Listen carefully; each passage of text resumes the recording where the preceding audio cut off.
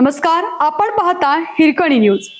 Hirkani news प्रत्येक क्षण ताज्या घडामोडी आणि महत्त्वाच्या प्रत्येक बातमीसाठी नेहमी तत्पर।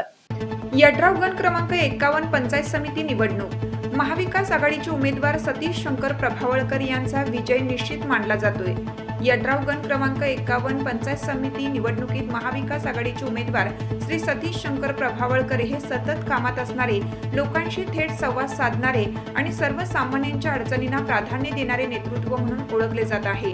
गेल्या अनेक वर्षापासून सामाजिक, शैक्षणिक व विकासात्मक कामातून त्यांनी परिसरात विश्वासाचे नाते निर्माण केले आहे।